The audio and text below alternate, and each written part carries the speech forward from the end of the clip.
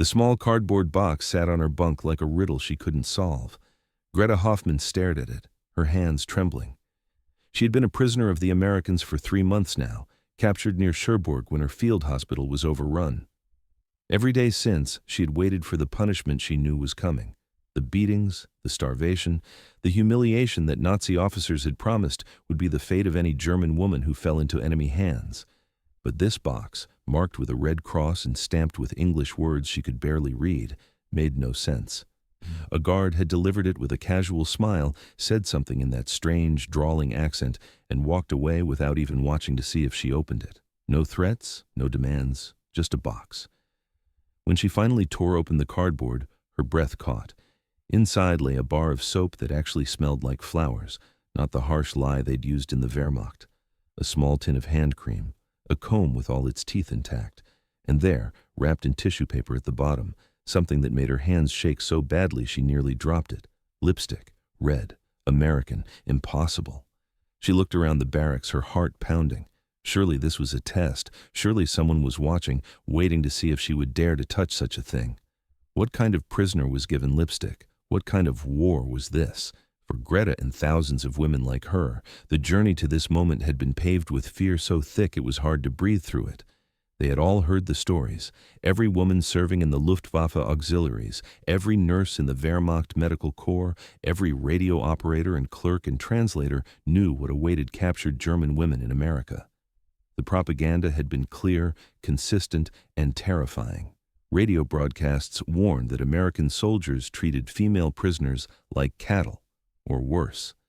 Posters in military barracks showed caricatures of brutish American guards dragging German women into labor camps.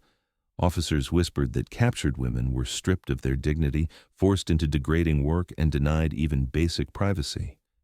The message was always the same: if you are captured, pray for death instead.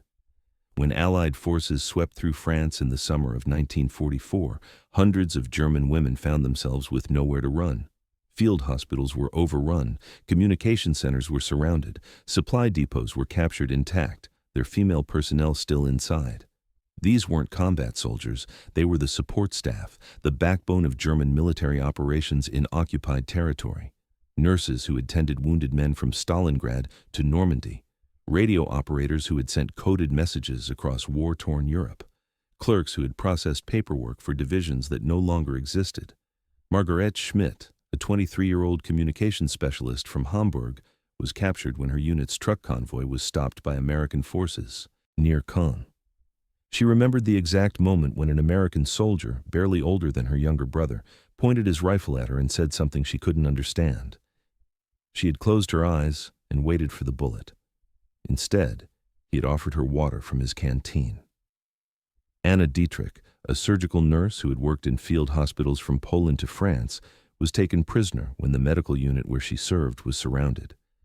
She had spent her last free moments burning patient records and trying to destroy anything that might give the Americans intelligence. When the soldiers entered the tent hospital, she braced for violence. Instead, they asked if any of the wounded needed immediate medical attention. The women were processed quickly, their names recorded, their few belongings searched, but not confiscated. Then came the long journey that none of them would ever forget.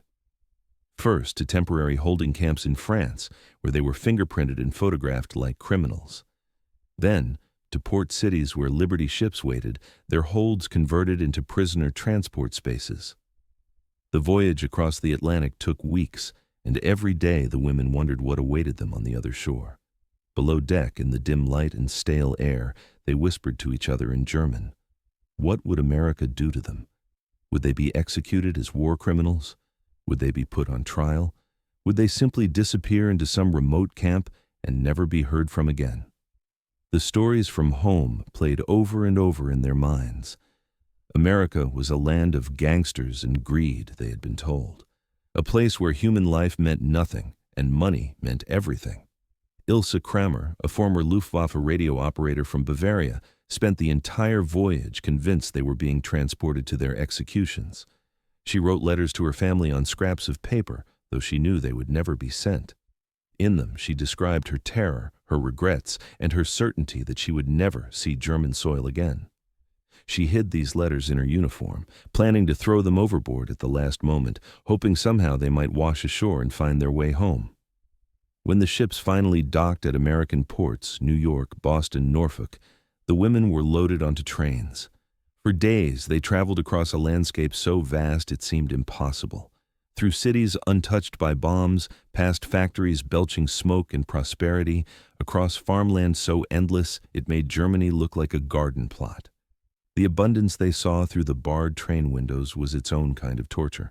This nation was so rich, so powerful, that not a single building seemed damaged by war. How had they ever thought Germany could win against this? The trains carried them south and west, some to camps in Louisiana and Mississippi, others to Texas and New Mexico, still others to Arizona and California. The destinations were determined by labor needs and available facilities, but for the women, inside those rail cars, every mile was a journey deeper into the unknown. When Greta Hoffmann's train finally stopped at a camp in New Mexico in the late fall of 1944, she stepped off expecting wire fences topped with machine gun nests, guard dogs, and soldiers ready to beat anyone who stepped out of line. What she saw instead left her speechless. The camp was fenced, yes. Guard towers stood at the corners, certainly. But the buildings were clean wooden barracks, not decrepit sheds. There were paved walkways. Flower beds, though now dormant for winter, lined some of the paths. In the distance, she could see what looked like a mess hall with actual windows, not just openings covered with boards. The American officer who greeted their group was a woman. She wore a crisp uniform, her hair pinned neatly under her cap, and when she spoke it was in clear, slow English that the interpreter translated with obvious relief. The rules were simple. Obey orders, work when assigned, and you will be treated fairly according to the Geneva Convention. Disobedience would result in confinement, but violence was forbidden on both sides. The women were led to their barracks. Inside, Greta found something that made her knees weak, actual beds with mattresses and blankets.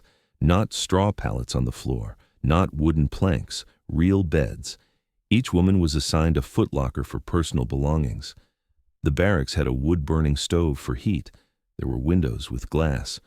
Margaret Schmidt stood in the center of her assigned barracks and slowly turned in a circle, taking it all in. "This can't be real," she whispered in German. "It's a trick. They want us to relax before..." Before what? None of them could finish that sentence, but the fear remained, coiled tight in their chests. That first night, they were served dinner in the mess hall. When the food arrived, some of the women openly cried. There was meat, actual meat, potatoes, bread that was white and soft, vegetables, more food on one plate than most of them had seen in weeks. The portions were so large that several women couldn't finish. Their stomachs shrunk from months of wartime rations. Anna Dietrich, the nurse, found herself calculating the calories. At least 2,000 per meal, maybe more. She thought of her mother back in Germany, surviving on turnip soup and black bread that was more sawdust than grain. The injustice of it was crushing. How could prisoners eat better than free people at home? Over the following days, the initial shock gave way to a different kind of disbelief. The camp operated on a schedule, but it wasn't brutal. Morning roll call, breakfast, work assignments, lunch, more work, dinner, and free time in the evenings. The work itself varied. Some women were assigned to the camp laundry, others to the kitchen. Those with medical training, like Anna, worked in the infirmary treating both prisoners and the occasional guard with minor ailments. Office workers like Margaret found themselves doing clerical tasks, filing, typing, organizing supplies under the supervision of American personnel. What shocked them most was the absence of cruelty. Guards didn't shout, they didn't strike anyone. When orders were given, they were spoken in normal tones. When mistakes were made, the punishment was extra duty, not violence. It was so different from what they had experienced in German military service that some women wondered if the Americans simply didn't know how to maintain discipline. But discipline was maintained. Anyone who broke the rules faced consequences. The difference was that the rules were clear, consistently applied, and didn't include humiliation or physical punishment. For women who had grown up under a regime where power meant dominance and obedience meant fear, this American approach was deeply confusing. Then came the moment that would define everything else. About 3 weeks after arrival, Greta was walking past the camp headquarters when she saw her. An American woman, civilian clothes, probably the wife or daughter of one of the officers visiting the camp. The woman was laughing at something someone had said, her head tilted back, her smile bright and unguarded. And she was wearing makeup, bright red lipstick, rouge on her cheeks. Her hair was styled in perfect waves. She looked like a movie star standing there in the middle of a prisoner of war camp, completely unbothered by the setting. Greta stopped walking. She stared. It had been so long since she had seen a woman wear makeup freely, proudly, as if it were the most natural thing in the world.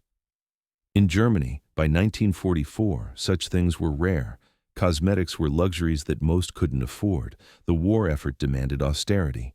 Women were supposed to be strong, practical, focused on sacrifice for the fatherland. But here was this American woman, in the middle of a war her country was fighting, wearing lipstick like it was her right, like beauty itself was a form of defiance against everything ugly in the world. Other German women had noticed too. They watched from windows, from doorways, their expressions a mixture of longing, confusion, and something deeper. Envy, perhaps, or grief for something they had lost without realizing it until this moment. That evening, in the barracks, the women talked in hushed voices about what they had seen. "Did you notice her lipstick?" one asked. "How can they afford such things?" another wondered. "Don't they know there's a war?" a third added, her voice sharp with anger that masked pain. Ilse Kramer, who had spent the Atlantic crossing convinced she would die, said quietly, "Maybe that's the point. Maybe they can afford it because they're winning." The words hung in the air like smoke. No one wanted to admit it, but everyone knew it was true. America had so much abundance that even during total war, its women could wear makeup, its prisoners could eat meat, its camps could have flower beds. For Greta, lying on her actual mattress that night under her actual blanket, the confusion was overwhelming. Every night since capture, she had prayed for the nightmare to end. She had imagined rescue, escape, anything to get away from the punishment she knew must be coming. But punishment never came. Instead came beds, food, work that was hard but not impossible. And now the image of an American woman wearing lipstick in a prisoner of war camp. She thought about the lipstick hidden in her footlocker, still untouched in its Red Cross package. She hadn't dared to open it, hadn't even dared to look at it since that first shocked moment. What would the other women think if she wore it? What would she think of herself? Back home, Germany was burning. Cities were rubble. Families were starving. Men were dying by the thousands. And here she was, a prisoner with access to lipstick. The guilt was suffocating. How dare she even consider wearing it? How dare she think about beauty when her homeland was being destroyed?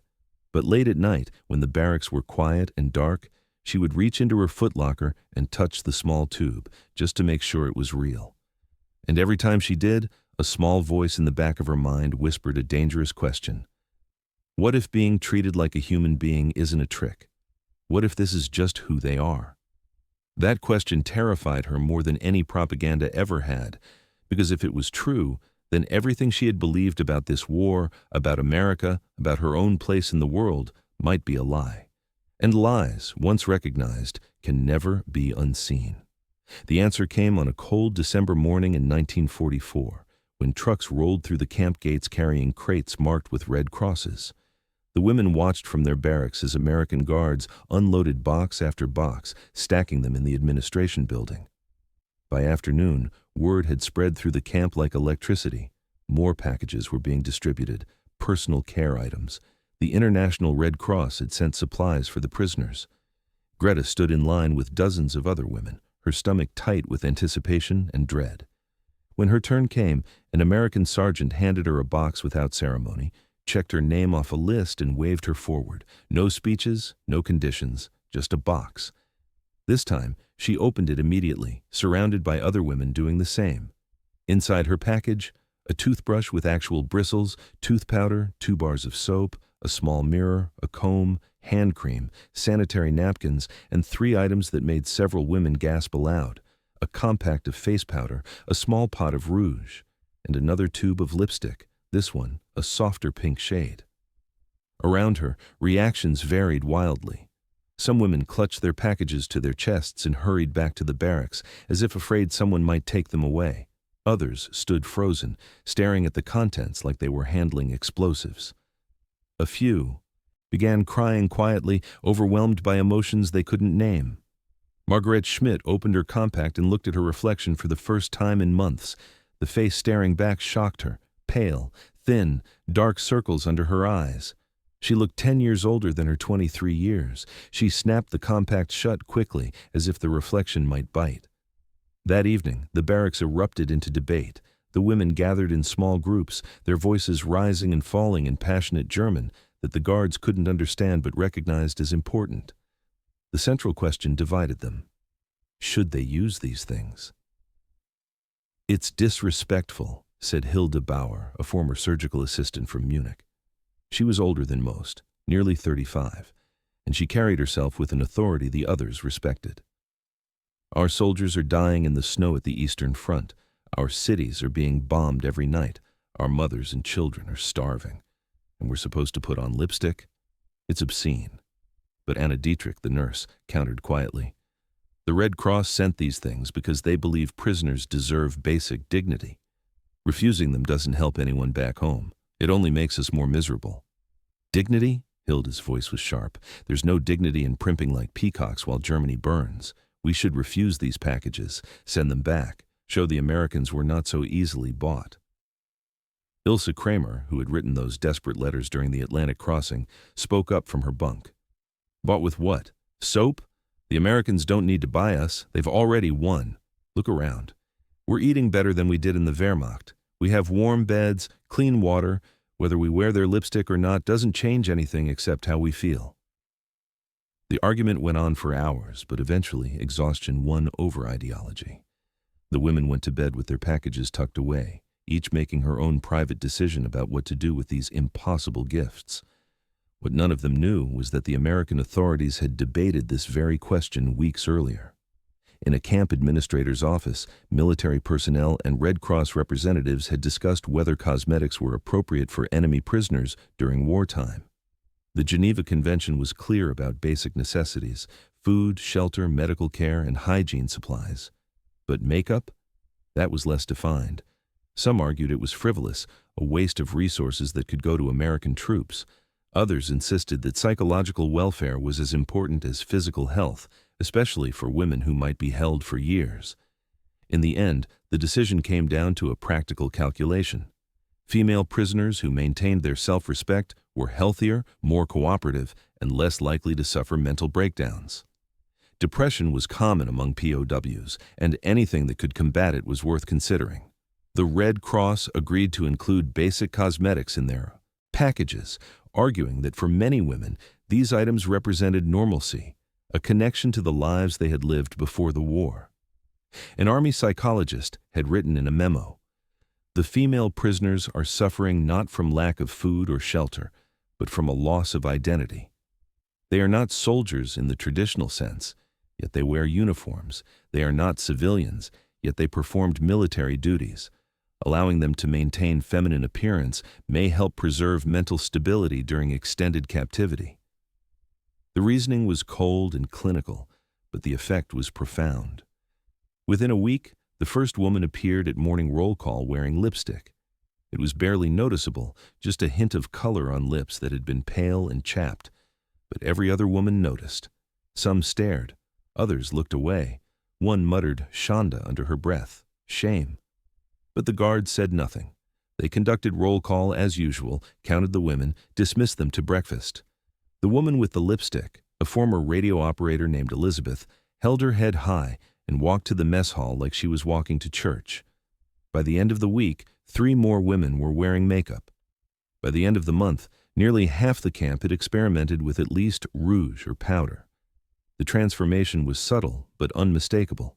Women who had shuffled through their days with downcast eyes began to straighten their shoulders. Conversations grew livelier.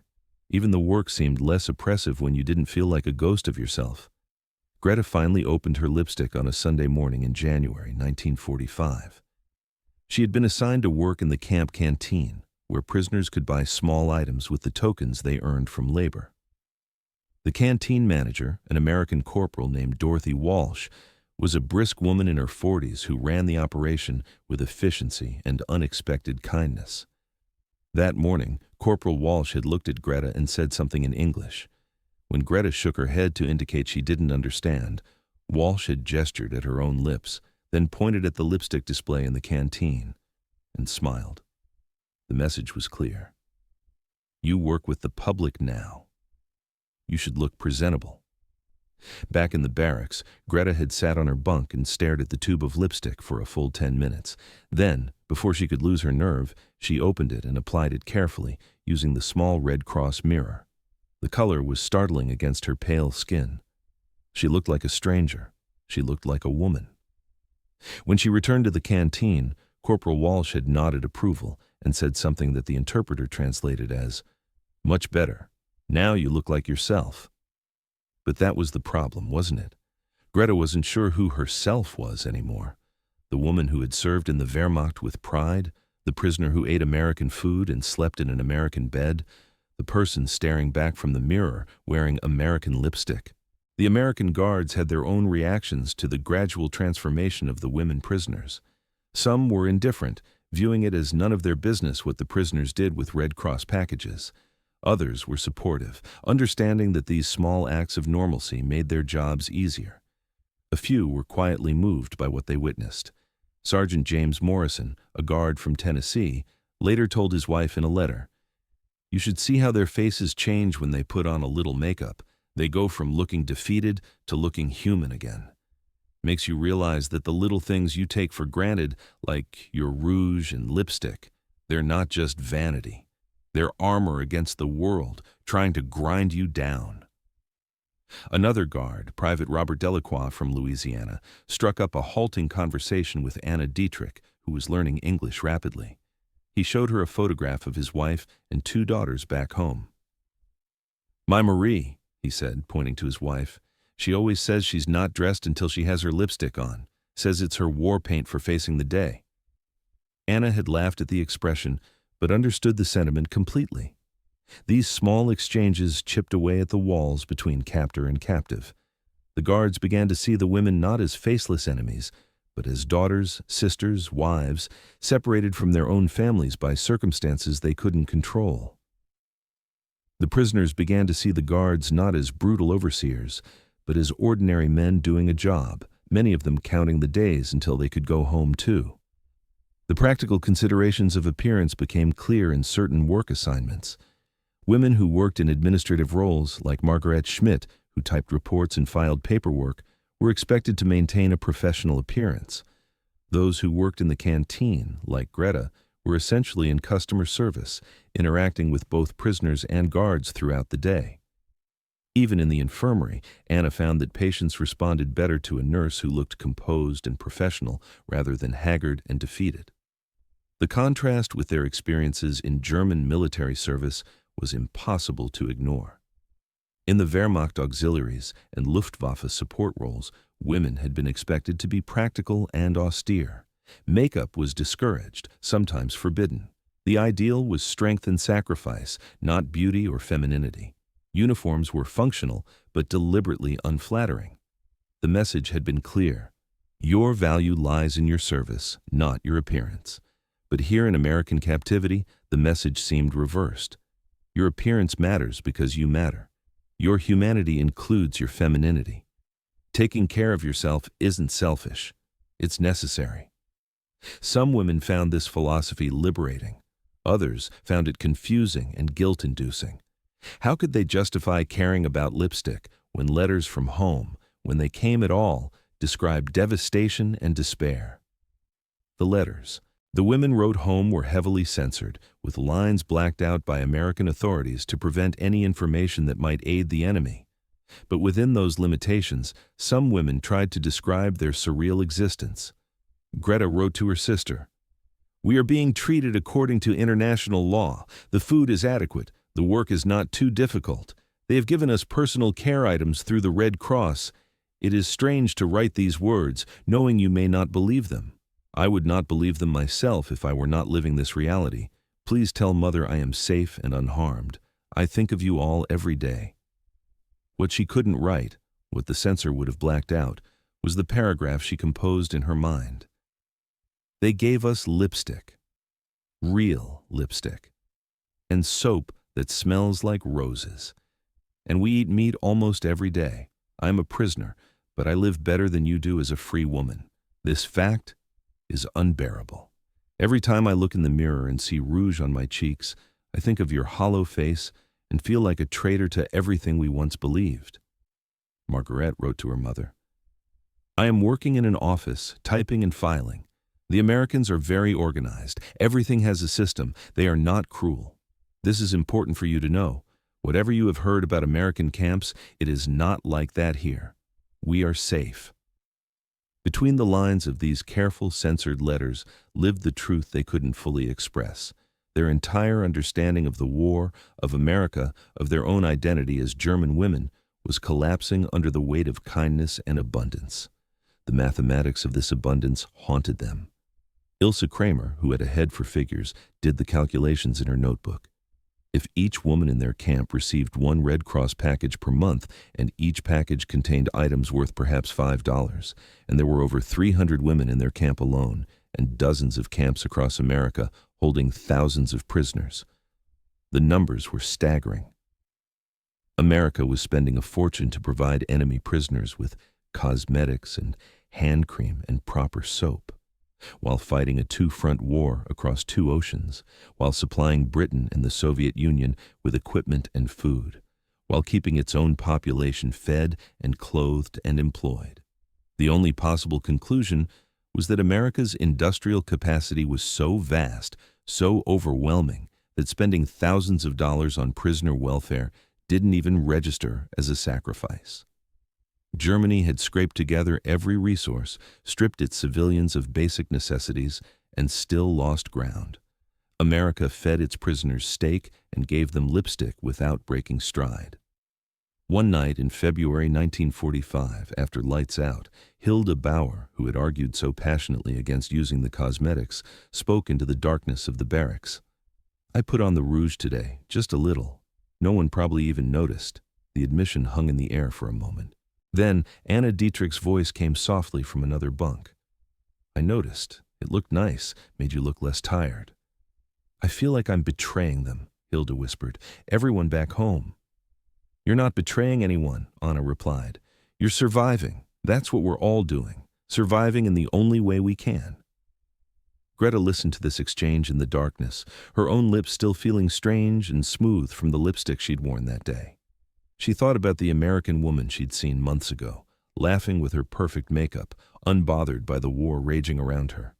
At the time, it had seemed like arrogance. Now it seemed like something else. Resilience, maybe. Or defiance. A refusal to let the ugliness of war erase every bit of beauty from the world. She reached up and touched her lips, remembering how it felt to look in the mirror and see a woman instead of a prisoner. It was a small thing, a tiny rebellion against the grinding machinery of war. But in that moment, it felt like the most important thing in the world. Tomorrow she would wake up, put on her lipstick, and go to work in the canteen. She would smile at customers and make change and organize shelves. She would look like a person who mattered, because here, impossibly, she was treated like a person who did. And somewhere deep inside, beneath the guilt and confusion and grief, a small seed of understanding was beginning to grow. Maybe this was what America's real power looked like. Not just factories and bombs and endless resources, but the unshakable confidence that even in the depths of war, beauty and dignity and humanness were worth preserving, even in your enemies, especially in your enemies. Because if you could feed your prisoners well and let them wear lipstick, you were sending a message louder than any propaganda broadcast. We are so strong, we don't need to break you to prove it. That seed of understanding took root slowly, growing through the mundane routines of daily life. By spring of 1945, something remarkable had happened in the camps holding German women prisoners. A rhythm had emerged, a pattern that would have seemed impossible just months earlier. Each morning, after roll call and before breakfast, women gathered near the barracks washrooms with their Red Cross compacts and lipsticks, taking turns at the mirrors, helping each other with techniques half-remembered from peacetime. It became a ritual, almost sacred in its ordinariness. Greta would wake, make her bed with military precision, a habit that died hard, then join 3 other women at the washroom. They had developed an unspoken system. Anna went first because she worked the earliest shift in the infirmary and needed to look professional for patients. Then Margaret, who typed correspondence all day and liked her appearance neat and composed. Then Elizabeth, who worked in the canteen alongside Greta. Finally, Greta herself, who had learned to apply lipstick with steady hands, that no longer trembled with guilt. They spoke little during these morning preparations, but the silence was comfortable, companionable. Sometimes Anna would hum softly old songs from before the war, melodies that had nothing to do with marching or nationalism, just music. Sometimes one of them would help another, steadying a hand applying mascara or offering advice on blending rouge more naturally. These moments were when they felt most human, not prisoners, not Germans or enemies or defeated soldiers, just women preparing to face another day, using the small tools of femininity as armor against a world that had tried to strip away everything that made them individuals. The American women who worked at the camp noticed the transformation. Corporal Dorothy Walsh, who managed the canteen, began offering tips that she would share through the camp interpreters or through broken German she was slowly learning. She showed Greta how American women shaped their eyebrows, a thin arched line that looked so different from the fuller natural brows most German women maintained. She demonstrated how to blend 2 shades of lipstick together for a more natural color. One afternoon, Walsh brought in a magazine from home, a glossy American publication filled with advertisements for cosmetics and fashion. The German women who worked in the canteen gathered around it during their break, marveling at the images. The abundance on those pages, the casual luxury of it all, was almost offensive in its extravagance. Women in elaborate hairstyles advertising shampoo, models wearing makeup that probably cost more than a month's wages, smiling faces promising that beauty was not just possible, but expected, even required. "This is normal?" Margaret asked in halting English, pointing at a particularly elaborate makeup advertisement. Walsh had laughed, not unkindly. "Normal for some. Most of us can't afford all that fancy stuff. But we try. Makes you feel like yourself, you know? Like the war hasn't taken everything." The comment struck deep. That was exactly what the lipstick had done for them. It had given them back a piece of themselves that the war had stolen. Another American, Lieutenant Patricia Henderson, who oversaw administrative work at the camp, took a particular interest in Margaret. Henderson was a college graduate, rare for a woman in her generation, and she recognized in Margaret a sharp mind that was being underutilized typing routine reports. She began teaching Margaret more complex English, bringing books from the camp library, discussing American literature and politics in careful, simple terms that Margaret could follow. During one of these informal lessons, Henderson had asked Margaret about German women's roles before the war. Margaret had described her life in Hamburg, working as a secretary in a shipping office, living with her parents, hoping someday to marry and have children, but also loving her work, the independence of earning her own salary.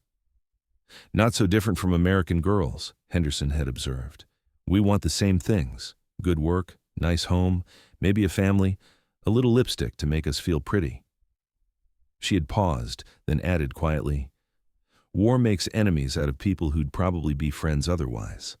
These relationships, forged slowly across language barriers and national divides, became the unexpected education of the German women prisoners. They learned that American women worked in factories building bombers, that many had husbands or brothers fighting in Europe and the Pacific, that they worried about rationing and shortages, though nothing like what Germany faced, that they too made sacrifices, saved tin cans and cooking grease, grew victory gardens, went without stockings. But they also learned that American women expected certain freedoms that German women had never thought to demand. The right to work outside the home if they chose, the right to own property, the right to divorce abusive husbands, the right to vote, something German women had only briefly enjoyed during the Weimar Republic before the Nazis stripped it away. Cultural exchanges happened in small, unexpected ways. One afternoon, Walsh watched Elizabeth struggling with bobby pins, trying to create the rolled hairstyle that was popular among American women. Walsh had demonstrated the technique, rolling the hair forward over the pins, securing it with an expertise that came from years of practice. In return, Elizabeth had shown Walsh how to do a traditional German crown braid, weaving 3 strands in an intricate pattern around the head. Soon, women on both sides were experimenting with each other's techniques. American guards appeared with German-style braids. German prisoners tried American pin curls. Hair became a language they could share when words failed. The psychology behind these small acts was profound, though none of them had the vocabulary to express it at the time. What they were experiencing was the restoration of agency, of choice, of identity. For months, everything had been decided for them: where they would live, what they would eat, when they would sleep, what work they would do. But makeup and hairstyles, these were choices they could make for themselves, tiny rebellions against the powerlessness of captivity. Anna Dietrich experienced perhaps the most dramatic transformation. When she had first arrived at the camp, she had been skeletal, haunted by the field hospitals where she'd watched men die by the hundreds. She had stopped caring about her appearance entirely, wearing her uniform like a shroud, her hair unwashed for days at a time, her face gaunt and expressionless. But working in the infirmary had saved her. The routine of caring for patients, treating minor illnesses and injuries, gave her purpose. And slowly, encouraged by an American nurse named Sarah Chen who worked alongside her, Anna began to care for herself with the same attention she gave her. Patience. Chen, whose parents had immigrated from China to California, had her own experiences with being seen as an enemy. Despite being American-born, she faced suspicion and prejudice from people who couldn't separate her face from Japan, America's enemy in the Pacific. She and Anna had bonded over this shared experience of being judged for circumstances beyond their control. One day, Chen had gently suggested that Anna might feel better if she paid attention to her appearance. "You teach people how to treat you," Chen had said, "by how you treat yourself. Right now, you're telling everyone you don't matter, but you do matter. You're a skilled nurse. These patients need you. Start acting like you believe that." It had been harsh advice, but it worked. Anna had started washing her hair regularly. She had begun using the Red Cross soap and hand cream. Eventually, she had tried a little powder to hide the dark circles under her eyes, then lipstick. The transformation wasn't just physical. As her appearance improved, her confidence returned. She began making suggestions about patient care that the American medical staff actually implemented. She started teaching some of the American medics German medical terminology. She became, once again, a professional. The work programs at the camps increasingly recognized that appearance mattered. Women assigned to administrative roles were expected to look professional. Those in the canteen were essentially in hospitality. Even those doing laundry or kitchen work were encouraged to maintain basic grooming standards, not for vanity, but for hygiene and self-respect. Greta's work in the canteen had evolved significantly. She had learned enough English to handle simple transactions without an interpreter. She had memorized prices and inventory. Walsh trusted her to open the canteen in the mornings, to count the register at night. It was responsibility, real responsibility, and it required her to present herself as capable and trustworthy. One morning, a new shipment of supplies arrived at the canteen, including a small selection of American cosmetics for sale. Walsh had looked at Greta and asked, in careful German she'd been practicing, "Would you like to run the cosmetics counter? You know more about this than I do." It was a joke, but also serious. Greta had agreed, and suddenly found herself advising other prisoners on which shades of lipstick suited their coloring, how to make a compact of powder last longer, which hand cream worked best for women whose hands were chapped from laundry work. She had become, improbably, something like a beauty consultant in a prisoner of war camp. The gradual erosion of propaganda happened not through grand revelations, but through 1,000 small interactions that contradicted everything they'd been taught. They had been told American women were masculine, aggressive, unfeminine. But Walsh wore lipstick every day and also ran a tight, efficient operation that would have impressed any Wehrmacht quartermaster. Henderson was brilliant and commanding and also showed them photos of her wedding, her face glowing with traditionally feminine joy. They had been told Americans were materialistic and shallow, but Chen worked overtime without complaint to care for patients. Walsh spent her own money to buy small treats for prisoners who were homesick. Henderson wrote letters for women whose English wasn't good enough, helping them communicate with families back home through the Red Cross. They had been told Americans would treat them as subhuman. But here they were, being taught beauty tips and hairstyling techniques and English vocabulary, being trusted with responsibilities and treated with basic respect. The propaganda couldn't survive contact with reality. It shattered like glass, piece by piece, until nothing remained but the truth. Americans were just people. Complicated, flawed, sometimes kind, sometimes difficult, but fundamentally human, just like everyone else. Special occasions hammered this truth home even harder. In April of 1945, as news of Germany's collapse spread through the camps, the American authorities organized what they called a social evening. Music would be played. Both prisoners and guards could attend. Dancing was permitted.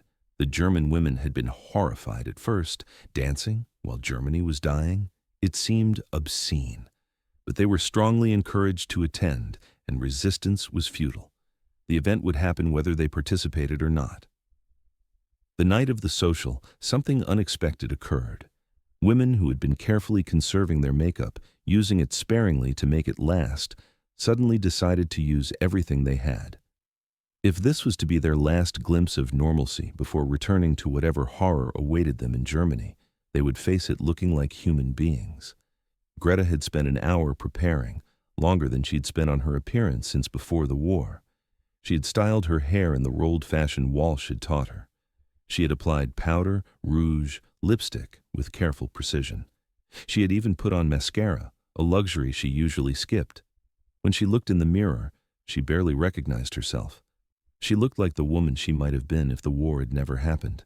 Young, pretty, alive. The social was held in the camp's recreation hall, a large room usually used for Protestant and Catholic services. Someone had strung up decorations. An American soldier played piano. Another had brought a guitar. The music started tentatively, awkward and stilted, but gradually found its rhythm. The first dance was strange beyond words. American guards dancing with German prisoners, former enemies moving to music together, laughing awkwardly when someone stepped on someone else's feet, teaching each other the steps to songs from different countries. It should have been impossible. It was impossible. And yet it was happening. Greta danced with a young sergeant from Iowa who told her, through gestures and a few words of German, about his farm back home. She tried to tell him about Hamburg, about the harbor and the ships, but her English failed her. So they just danced, two people from different worlds brought together by the strange mathematics of war. Watching from the sidelines, Margaret had marveled at the surrealism of it all. 6 months ago, these men would have been shooting at German positions. These women would have been radioing coordinates for Luftwaffe bombers. Now they were dancing to American swing music in a prisoner of war camp in New Mexico, wearing lipstick provided by the International Red Cross. The contrast with male prisoners' experiences was striking.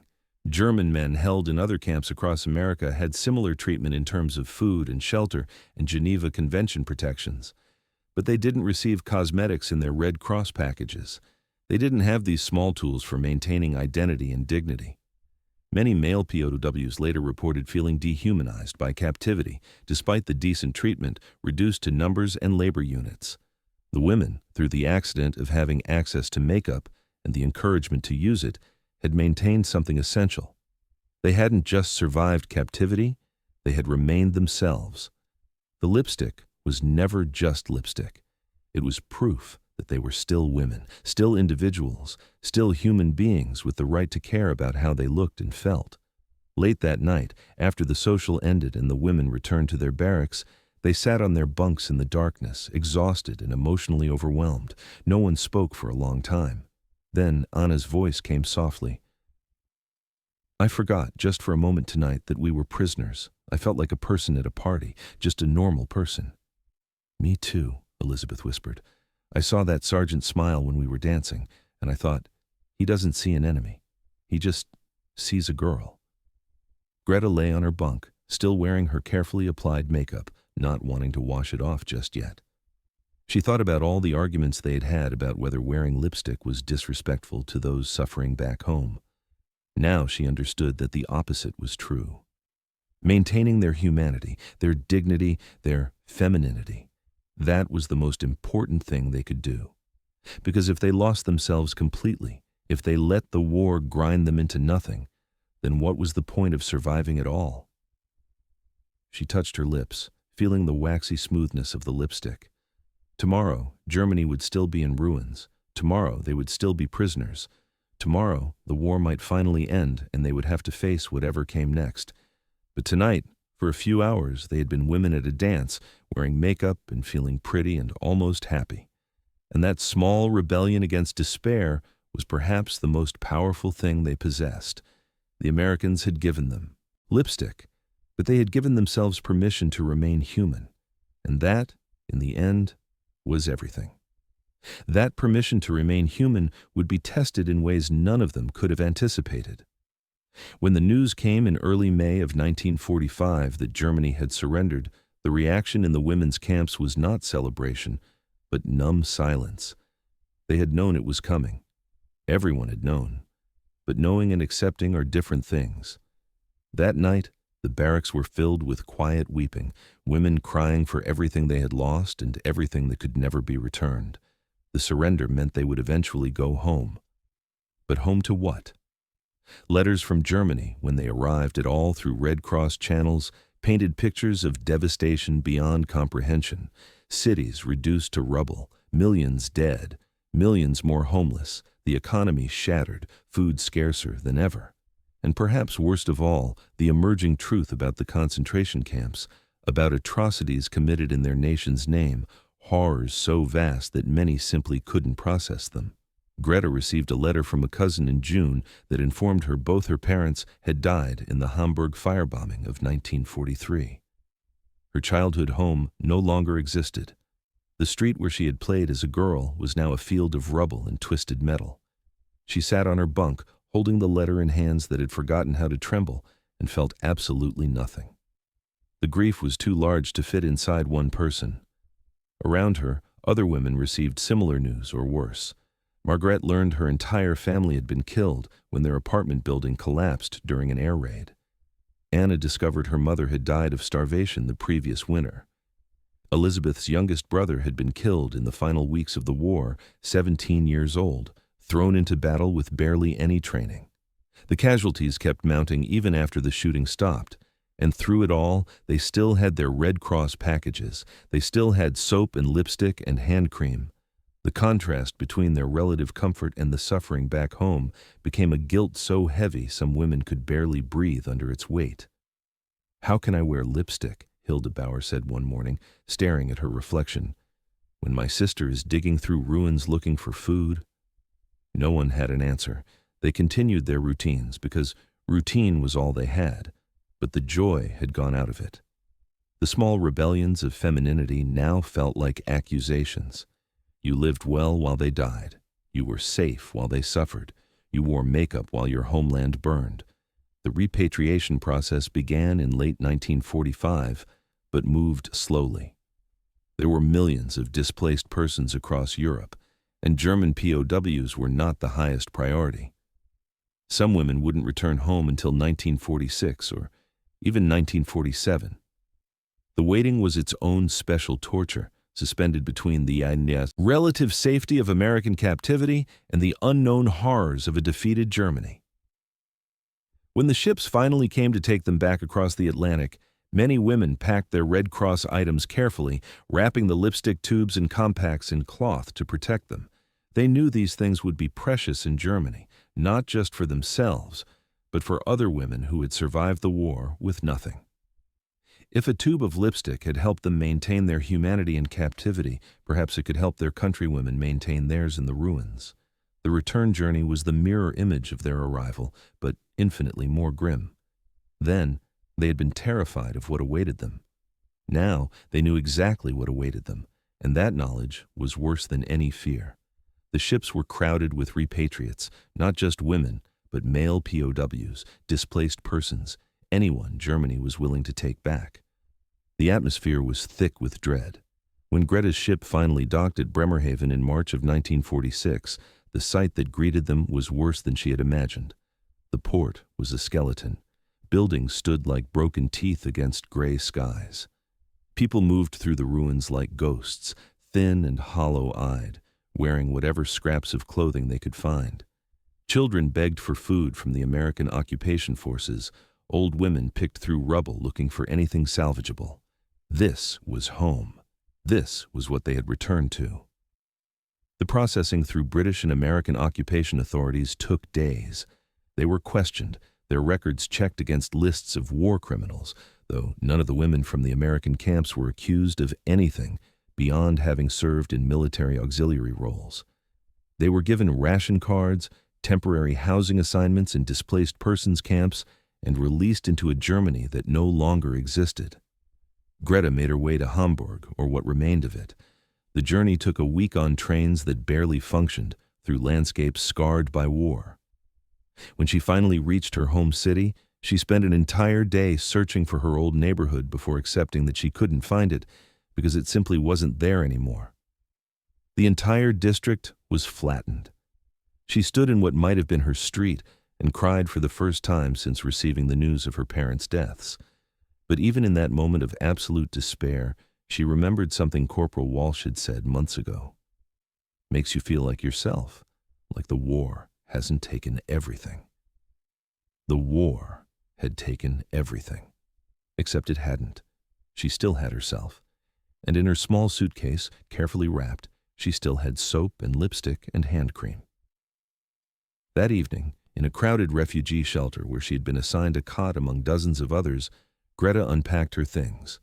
Women around her watched with hollow eyes as she took out the American cosmetics. One woman, probably in her 40s but looking ancient, asked in a whisper, "Where did you get such things?" "I was a prisoner in America," Greta said. "They gave them to us, the Red Cross." The woman stared as if Greta had spoken a foreign language. "Prisoners received lipstick." Greta opened the tube and held it out. "Here, please, you should have it." The woman's hand shook as she reached out, then pulled back. "I couldn't. I look like a skeleton. Lipstick on this face would be obscene." "No," Greta said firmly, surprised by the strength in her own voice. "That's exactly when you need it most, to remember you're still a woman, still alive, still you." The woman took the lipstick with trembling fingers and began to cry. Others gathered around, and Greta found herself distributing her carefully hoarded supplies. The soap went to a young mother with 2 small children. The hand cream to an elderly woman whose hands were cracked and bleeding from digging through rubble. The face powder to a teenager who looked 12 but claimed to be 16. Within an hour, her American treasures were gone. But something else had appeared in their place. The women in that shelter, who had been sitting in silence like the defeated casualties they were, had begun to talk to each other, to share their stories, to help each other apply the makeup with whatever broken mirrors they could find. And slowly, impossibly, some of them began to smile. This scene repeated itself across occupied Germany in the months and years that followed. Former female POWs returned from America with not just physical items, but psychological knowledge. They had learned that maintaining dignity wasn't selfish, that small acts of self-care weren't betrayals of those who suffered, that sometimes the most revolutionary act was simply insisting on your own humanity when the world tried to strip it away.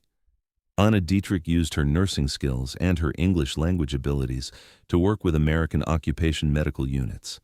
She taught German nurses techniques she'd learned in the American camp infirmary, but also something more important, that patients responded better to medical personnel who looked professional and composed. She advocated for providing basic hygiene items to German hospitals, arguing that cleanliness and dignity were essential to healing, not luxuries to be postponed until some indefinite future prosperity. Margaret Schmidt found work as a translator for American occupation authorities. Her English, polished during long conversations with Lieutenant Henderson, made her invaluable. But she also became an informal cultural bridge, explaining to confused American officials why German women who had survived horror cared so much about seemingly trivial things like soap and hairpins. Because, she told them, when everything else is taken from you, the small things become everything. The former POWs became witnesses to a truth that many Germans found difficult to accept. America had not been the monster that Nazi propaganda had promised. In fact, American treatment of prisoners stood in stark contrast to how Germany had treated its captives, a contrast that became more painful as the full extent of German atrocities emerged during war crimes trials.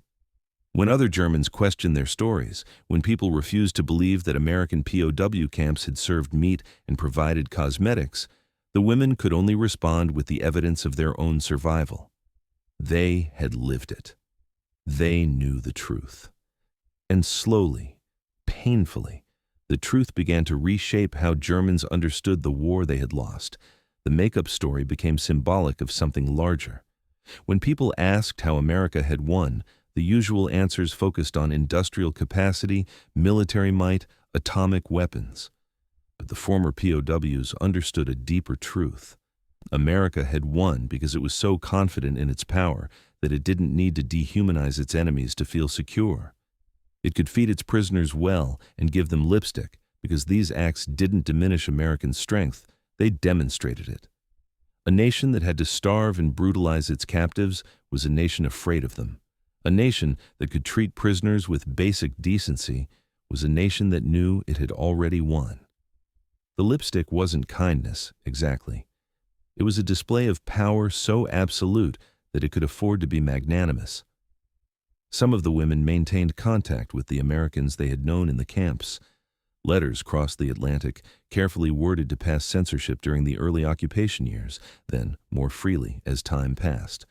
Corporal Walsh sent Greta a care package in 1947 containing soap, chocolate, and 2 tubes of lipstick with a note that said simply, "Thought you could use these. Stay strong." Lieutenant Henderson wrote to Margaret regularly, their correspondence evolving into a genuine friendship. When Margaret married in 1949, a modest ceremony in a half-rebuilt church, Henderson sent a wedding gift, a set of American cosmetics, and a letter offering congratulations and encouragement. "You survived the war," Henderson wrote. "You'll survive the peace. Don't forget to wear your war paint." A few women eventually immigrated back to the United States.